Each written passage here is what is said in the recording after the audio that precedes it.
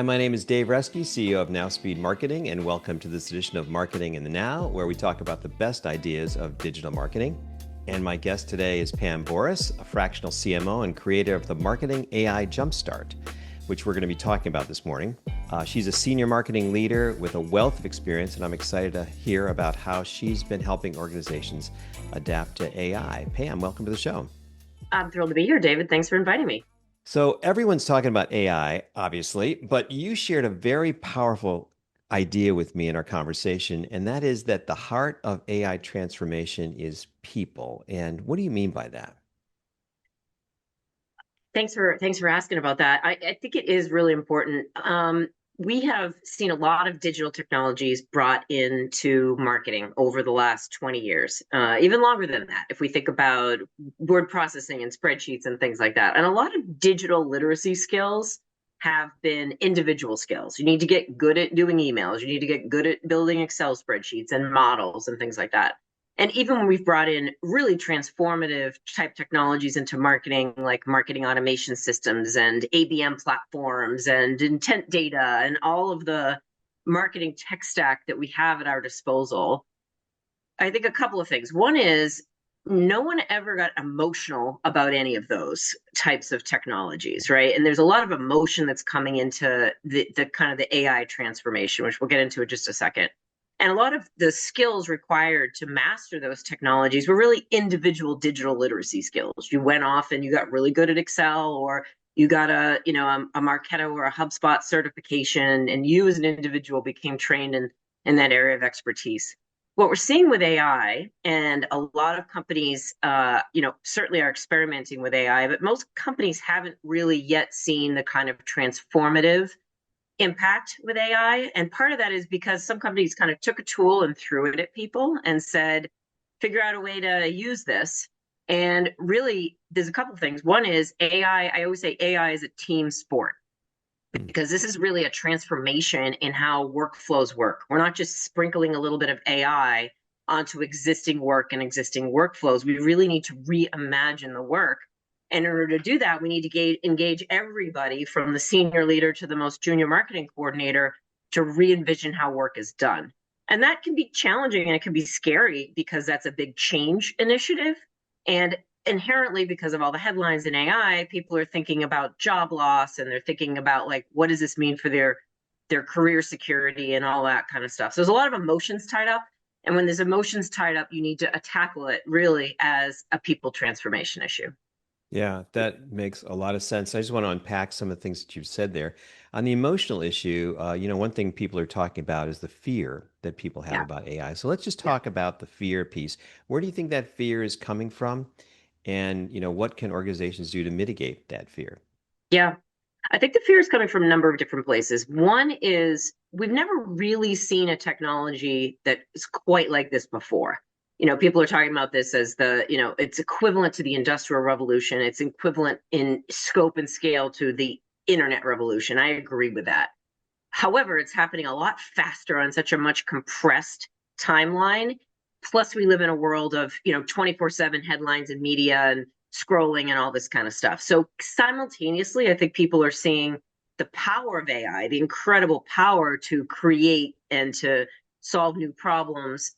At the same time, they're seeing sort of the doom scenarios, right, where robots take over the world. So because people don't really understand it, AI is a huge umbrella term that means everything from computer vision to robotics to neural networks to generative AI like ChatGPT. It's hard for anybody to keep up with. So a lot of people feel like they're behind, which puts people in defensive posture. They have all these fears about their role and society as a whole. And, again, some of the work that we do as marketers, I think we're kind of work we do, there's a lot of repetitive work in there. So I think the fear, again, is a big piece of it. What I like to encourage people to do is to see the possibility. Like, I'm not going to tell people to let go of their fears, but if you educate yourself on what these technologies can and can't do and how humans plus AI are really the equation that we're talking about, I think that frees up some of the fear. So I do think that AI literacy, AI fluency can really help get to the heart of the fear and help people move past it. Yeah, that makes a lot of sense. And I can relate to the the feeling of being left behind or being behind. This is one of those technologies where there's so many things happening all the time. I'll have a conversation almost every day with a client or a prospect, and they'll say, "Oh, have you heard about blah blah blah blah this new technology?" And you're like, well, what kind of agency are you that you haven't heard about that, right? When Right, there's right. hundreds or thousands of those, right? So I think, people need to understand that there's this unlimited amount of knowledge out there, or this massive Yeah, amount of knowledge, and we can only take some steps at a time. So that's a legitimate fear. But I think yeah, that, I had one conversation with one of our directors last week, and we were looking at a new AI workflow where we were looking at ways to create content and then create audio and video content, create visual content with a new tool, and then automatically move that with a workflow into creating emails and social media posts and all this other stuff. And he kind of, this is a senior guy. He kind of came back yeah, to me and said, "Yeah, but then what happens to our jobs yeah. when you do all this?" And I had to That's kind of right. sit back and say, "Hey, we're going to be the ones orchestrating this strategy and making this happen for our clients. Your job isn't going to be taken away. It's going to be elevated. You're not going to be creating the infographic. You're going to be designing the strategy for how it's done." But a lot of people are uncomfortable with that role because they've got their expertise in that specific task. So how do you overcome that fear? And maybe in some cases, is that fear warranted?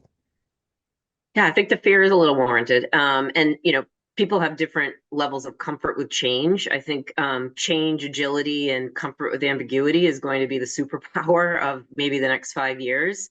Um, I absolutely agree with everything, that they said, but I think I'm hearing your, new workflow spelled out, and I'm getting very excited about that because I think what we forget in marketing, there's a whole lot of really sort of dull, repetitive work. I like to say in the rest of the economy, we've been automating dirty, dull, and dangerous work for decades, right? So Mhm. we send in, for oil rigs, we send in robots and things for anything.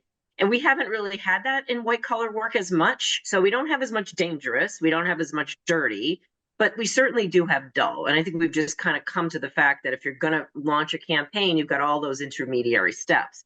But if you have ways to automate the pieces that aren't really value add, that probably aren't the most exciting part of anybody's job, but we know are most, kind of have to be done. Otherwise your campaign never launches or your program never happens. We could free up time for that more creative work. So again, that's a mental leap that is harder for people to see until they're in it and they start to actually see the savings. So it's kind of a chicken and egg problem, right? People have to make the leap to get into it before they start to see the results. But that's why another reason why I think AI is a team sport, in that if you start to see people either in your own organization or maybe outside your organization that do a job similar to you, and you start to see the effectiveness and the efficiency and the freeing up of time, that can really inspire people to jump in. So I think it's going to be incumbent on all of us as individuals, and ultimately marketing leaders, I feel like, are in the hot seat for that because they have to encourage experimentation. They have to show their own vulnerability about where they're succeeding and where they're having struggles. And that can be hard to do while you're also, managing the pipeline and, managing teams and hiring and doing all the things you have to do as a marketing leader. It's just a kind of a new, AI transformation role that is really on your plate. Yeah, absolutely. I want to talk about one other thing, and that's kind of the ability of people to innovate within their job roles. One of the Yeah. things I've seen is that as a senior leader, we often live in the world of innovation. We're always thinking about new workflows and new processes and new technologies, and we get the opportunity to do all those things. But I've seen with AI, if I ask my web development team, who's good at, updating WordPress and building, landing pages and updating content. If I say, "Hey, go out and figure out AI and figure out how to make your job easier and create new workflows to make it," they're not that good at that, to be honest. Mm. And they're like, "Yeah, we looked and there's nothing now. It doesn't Oh, work. It doesn't work. yeah. We tried it. Right. Yeah, we tried it. Yeah, no, the AI thing. Yeah, it's maybe in a few years it's gonna, but it is not going to work for us." And Yeah. what I'm seeing is that not everybody is like that ready to innovate in their job. They're kind of happy to get paid to do that job. And, so are we asking people to innovate that aren't really, necessarily innovators, right? Yeah, no, it's a real big factor. Again, it goes, I think as the AI and the robots, whatever, get better at doing their job, we need to get better at doing the things that are uniquely human, which is problem solving, creativity, tenacity, figuring out another way around it. Like and again, it goes back to the leadership piece, right? So if somebody's telling me that, I'm going to probably say, I don't think you tried hard enough on this. And this is often why I get brought in as a third party to companies to be that coach, that little bit of carrot, little bit of stick to try to get the teams to think outside the box because I'm not in the chain of command. And again, I come with that outside perspective, and I've worked with a bunch of different companies and a bunch of different industries. So I kind of have this 360 view of that change. So I think I'm a little bit more of maybe a safer person to help do that. But, again, it's a combination of self directed and showing people the possibilities. And we are in this strange time right now that we're going to have to cross that chasm. And some people may not make it, I mean, and people are going to have to figure out what it is they want to do. Some people end up in job roles that aren't really that suited to what their experience set is. I do think I encourage them to use AI to what they're really excited about. And that's I think going to present this kind of opportunity. One of the things we're seeing is this is the golden age of entrepreneurship. If you see a business problem out in the marketplace, you can, and even if it was unsolvable before, you may be able to solve unique business problems. So I encourage people down that path. That may be one of the keys to career security is to go down more of an entrepreneurial or a portfolio career, which kind of ties right back into your whole, role of fractionals these days, which I think is increasing tremendously and for very good reason. Yeah, well, there's so much out there, and it has never been easier to create new businesses and solve new problems, especially with technology. So that's definitely an opportunity. I want to come back to the impact that you're making with people, and you've got this program you call the Marketing AI Jumpstart, Yeah. that where you get to be with organizations to help them help their people kind of get started with AI. And tell me about that. And what is the program itself, and how does it and what kind of receptivity do you see with the organizations that you work with? Yeah. There's a lot of interest in this, and I'm seeing already a tremendous amount of interest for 2026. So I feel like even though I started offering this program in 2024 and people were sort of interested, there was a lot of uptake in 2025 and already 2026. Maybe because of top-down mandates, maybe because of bottoms up, maybe because the tools are better. All of those things are kind of coming into play. So what Marketing AI Jumpstart is, it starts with it's a team-based training program for B2B marketing teams. That's it. that's I brought in my own skill set and experience and my knowledge of those use cases and what a B2B marketing team needs to do. I think if you've got anywhere between like more than 5 marketers, if you have smaller than 5 marketers, you're probably a scrappy little team and maybe you already have a bunch of AI, you're not going to make this investment. That's okay. But larger than 5 marketers, but I think it, scales to big teams. What I am seeing is that in every marketing team, there are a few AI enthusiasts who are listening to all the podcasts, trying all the tools, and they're in the stratosphere now. They may be in an environment that is very supportive of that. They may be in an environment that doesn't have a lot of guardrails, so they may be kind of quiet about what they're learning. And then they're miles apart from what I call the laggards, who are the folks in the organization who are not interested in AI, don't want to try it, quote unquote, don't have time, which is my favorite excuse because that's exactly what you need to invest the time in. But the laggards aren't moving, and the enthusiasts are off in the stratosphere. So what's going to happen? That's just going to continue to get worse. So the point of my program is to try to bring the group together in a more cohesive way so that they have shared use cases, a shared prompt catalog that they are sharing with each other. Again, AI is a team sport. You'll be sick of hearing me say that by the end of this episode. So that the team can really work together. Because what I see is really powerful is when the person that you work with every day and at the next desk or the next Zoom screen is starting to get value and you speak the same language and you're working on the same projects, you can really sort of envision the future. And so the idea is that we get everybody to the same level of proficiency. I love the enthusiasts. I want them to take charge and really kind of lead the charge. The team can take off together. I also think it's a huge opportunity for people who want to take on a leadership role. You don't need to have a fancy title. Sometimes they have the most junior title, the marketing coordinator, who's one of these enthusiasts, maybe a recent college grad, something like that.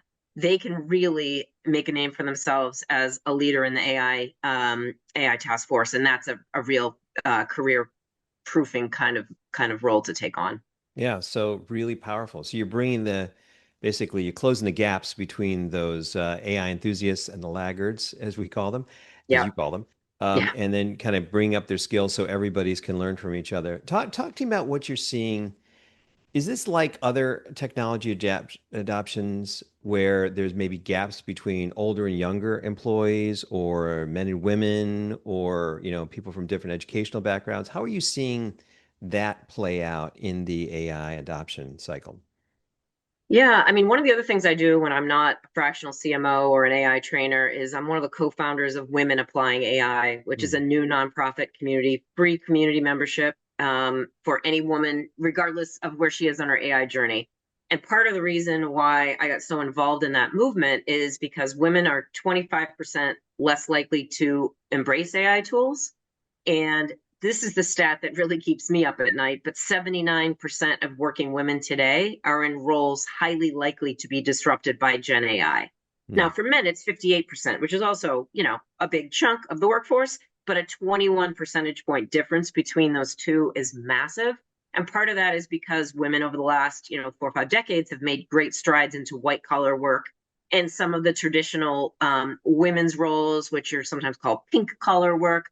Those are the ones that have a lot of repetitive tasks, whether you're talking about customer service, receptionists, administrative assistants, those are the kind of things. So that really explains the disparity. So I see that as like a huge challenge for society. So that's something that is kind of out there in the ether. I think the probably the biggest issue is women say, "Well, I'm not really good. I'm not technical, so I'm not going to be good with AI." But actually, AI has kind of taken the technical nature off the table. So what I really try to show is with Gen AI, if you can communicate in words, and that's why I think marketers are great users of Gen AI because we tend to be communicators. We know the nuance of words. We could tease what we want out of it by just kind of refining. So I teach people and show people that it's not hard to get kind of work that you need out of these tools and kind of demystify it. So that's one that we're seeing kind of on the gender area. I think the age thing is interesting because there's definitely on the younger side, there's kind of this interesting strata of kids who came out of college at certain years over the past few years, because there was a time when colleges were like, you can't touch AI, it's bad, right? I was talking to this recent college grad who just started a new job at a communications firm, and she said the first 2 years of her career, college career, were like that. And then the last 2 years, the university really got with the program and said, we want you to use AI. You have to disclose it. And we want you to do this, that, and the other thing. So she came with a lot of AI skills, but so it really varies. What I found is that people who have a lot of expertise, people who are a little bit more senior in their career, are great users because they have so much context that they can share. They know what good looks like, they know what bad looks like, and they're able to not only use it to be more effective and more efficient, turn that expertise into something they can then, almost intuitively work through AI output. So I think folks that are at our stage of career are actually the best users. Sometimes you have to get them over the kind of the technical hump, but I love seeing the twinkle in people's eyes when they start to see the how they can use this to make their work better.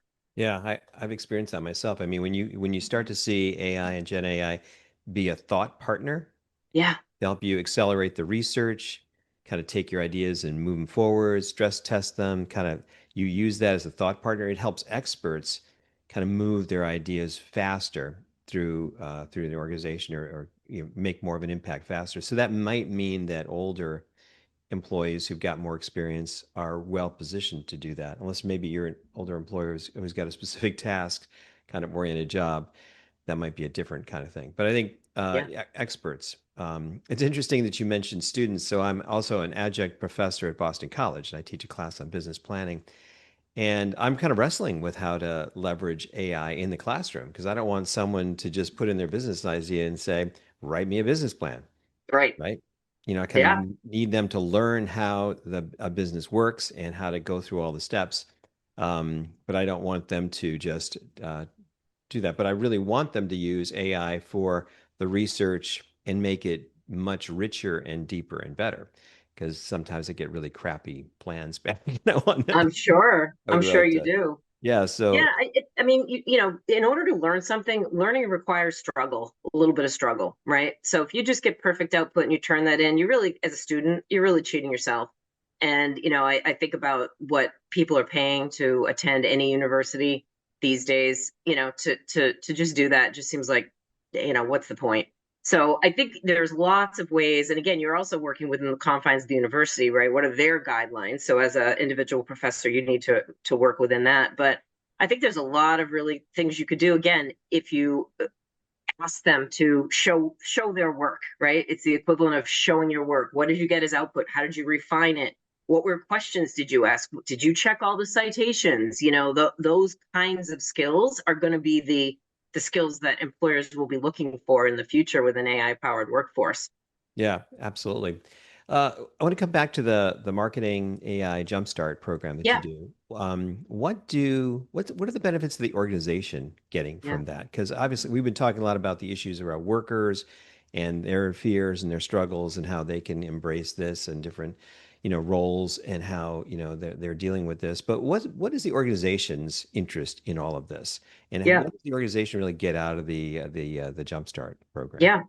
Well, I think the organization gets a more kind of unified approach to AI, and rather than random acts of AI particularly in a marketing team, you actually get people thinking about work in a new way. And it really frees up that marketing leader because I've sat in that job. I know what that job is like. It's very hard to also be that kind of like AI expert, AI change agent when, you've got the CEO on the board and your other executives and, the team that you've got to deal with. So again, I also a little bit of a CMO whisperer when I come into that role because I'm able to sort of say, hey, let's create an AI task force. And I think this one and this one and this one would be good to kind of put on it. So I'm able to come in with that senior marketing leader hat and but with a third party objective opinion, because sometimes the people who are the AI enthusiasts may not necessarily be the kind of known superstars on in the company, but they're kind of quietly learning this stuff, and it is the kind of that differentiated skill. I've seen that in a couple of client situations.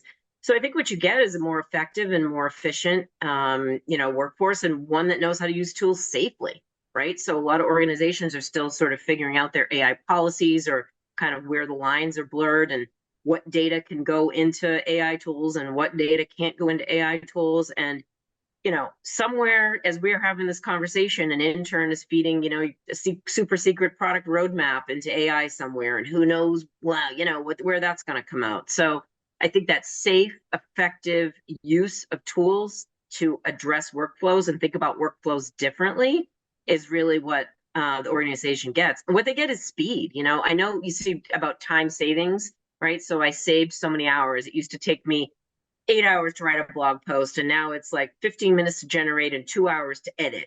But you have to actually also get compressed time to market with things when you are able to accelerate them. So I think that's even more valuable in this kind of competitive, world that we live in, getting stuff out to market. Having the ability, I can't tell you how many times in my role as a marketing leader, the list of things you want to do. We really want to do this campaign to this new buyer type that we think is going to be interested, but we can't take our eye off the ball with this, with the core market because we're going to lose space there. Freeing up space to actually do some of that creative new work, I think really accelerates, your business forward. And that's ultimately what we're all going to have to do, right? We're all going to have to get more revenue per employee, all those kinds of metrics. And it's only with AI that you're able to really do that. It's very powerful. So let's say you're successful and you go into that organization with 20 marketing people and you're working with the CMO and you get them all energized and you get them all like, all on AI and they're pioneering and they're doing all kinds of stuff. Yeah, Um, Now you've got a CMO yeah, who's got 20 people who are working at the level of the CMO. They don't have to just like, I'm not just doing my graphics anymore. I can create an entire campaign. I can create an entire new strategy. I can do everything. What does the CMO has to have to do? Because there are CMOs out there that are a little command and control, Like, Yeah. got my plan. Did you get your graphic done? Where's your blog post? Did you do your post? Or, we got our little content engine. Did you send out the email?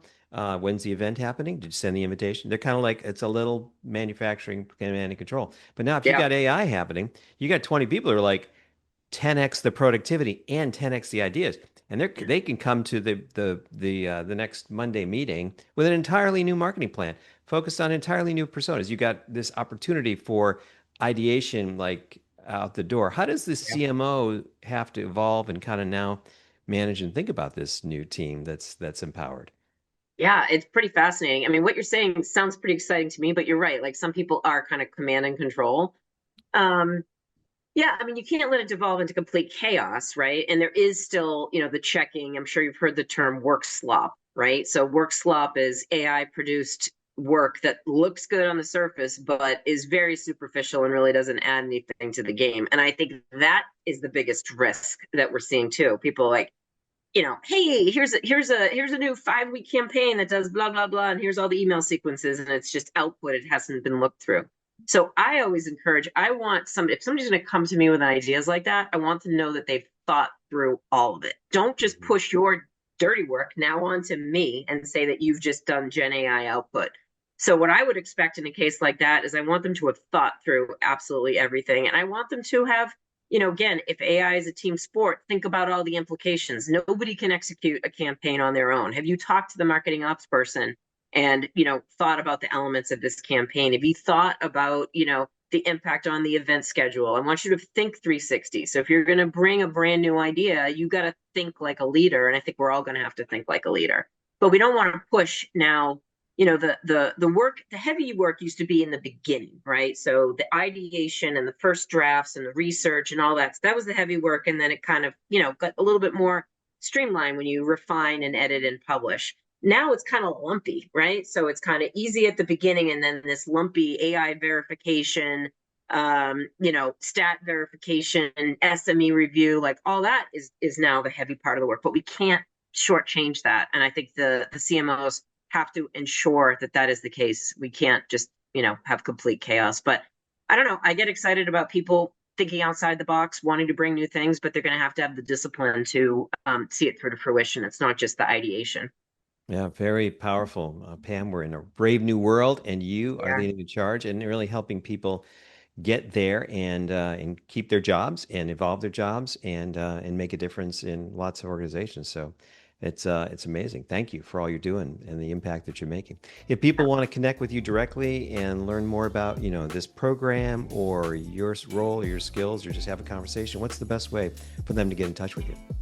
Yeah, I'm pretty active on LinkedIn. You can find me on LinkedIn. I'm the only Pam Boiros on LinkedIn. You could see some links to my website. You could see links to Women Applying AI. I definitely encourage. We've got a lot of marketers in there, but again, across all disciplines. But it's a safe and very interesting environment for women at all ages and stages to learn about AI. So you can find me there as well. And my website is bridgemarketingadvisors.com, and there's information about Marketing AI Jumpstart on there as well. Perfect. Well, we'll put links to all of that in the show notes. So thanks again for taking the time. It was a great conversation, and I really appreciate it. Thank you, David. Appreciate it.